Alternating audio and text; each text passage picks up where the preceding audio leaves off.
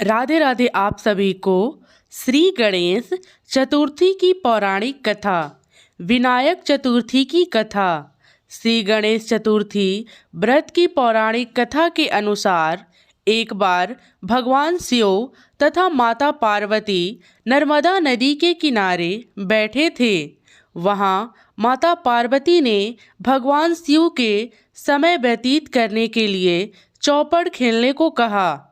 शिव चौपड़ खेलने के लिए तैयार हो गए, परंतु इस खेल में हार जीत का फैसला कौन करेगा, यह प्रश्न उनके समक्ष उठा तो भगवान शिव ने कुछ तिनके एकत्रित कर उसका एक पुतला बनाकर उसकी प्राण प्रतिष्ठा कर दी और पुतले से कहा, बेटा हम चौपड़ खेलना चाहते हैं, परंतु हमारी हार जीत का फैसला करने वाला कोई नहीं है, इसलिए तुम बताना कि हम दोनों में से कौन हारा और कौन जीता। उसके बाद भगवान शिव और माता पार्वती का चौपड़ खेल शुरू हो गया। यह खेल 3 बार खेला गया और संयोग से 3 बार माता पार्वती की जीत हो गई। खेल समाप्त होने के बाद बालक से हार जीत का फैसला करने के लिए कहा गया, तो उस बालक ने महादेव को विजयी बताया। यह सुनकर माता पार्वती क्रोधित हो गईं और क्रोध में उन्होंने बालक को लंगड़ा होने का, कीचड़ में पड़े रहने का श्राप दे दिया।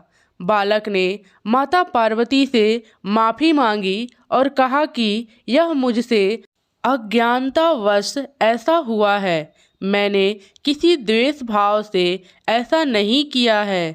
बालक द्वारा क्षमा मांगने पर माता ने कहा, यहाँ गणेश पूजन के लिए नाग कन्याएं आएंगी, उनके कहे अनुसार तुम गणेश व्रत करो, ऐसा करने से तुम मुझे प्राप्त करोगे। यह कहकर माता पार्वती शिव के साथ कैलाश पर्वत चली गईं।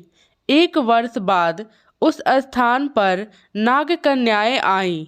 तब नाग कन्याओं से श्री गणेश की व्रत की विधि मालूम करने पर उस बालक ने 21 दिन लगातार गणेश जी का व्रत किया।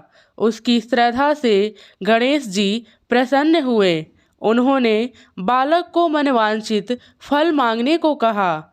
उस पर उस बालक ने कहा, हे विनायक, मुझ पे इतनी शक्ति दीजिए कि मैं अपने पैरों से चलकर अपने माता पिता के साथ कैलाश पर्वत पहुंच सकूं और वे यह देख प्रसन्न हो। तब बालक को वरदान देकर श्री गणेश अंतर्ध्यान हो गए। इसके बाद वह बालक कैलाश पर्वत पर पहुंच गया और कैलाश पर्वत पर पहुंचने की अपनी कथा उनसे भगवान शिव को सुनाई। चौपड़ वाले दिन से माता शिव जी के विमुख हो गई थीं, अतः देवी के रुष्ट होने पर भगवान शिव ने भी बालक के बताए अनुसार 21 दिनों तक श्री गणेश का व्रत किया। इस व्रत के प्रभाव से माता पार्वती के मन से भगवान शिव के लिए नाराजगी थी, वह समाप्त हो गई। तब यह व्रत विधि भगवान शंकर ने माता पार्वती को बताई। यह सुनकर माता पार्वती ने मन ही में ही अपने पुत्र कार्तिकेय के मिलने की इच्छा जागृत हुई। तब माता पार्वती ने भी 21 दिन तक श्री गणेश का व्रत किया तथा दुर्भ फूल और लड्डुओं से गणेश जी का पूजा अर्चन किया। व्रत के 21वें दिन कार्तिकेय स्वयं माता पार्वती जी से मिलने आए। उस दिन से श्री गणेश चतुर्थी का यह व्रत समस्त मनोकामनाओं की पूर्ति करने वाला व्रत माना जाता है। इस व्रत को करने से मनुष्य के सारे कष्ट दूर होकर मनुष्य के समस्त सुख सुविधाएं प्राप्त होते हैं। जय श्री गणेश, जय विनायक।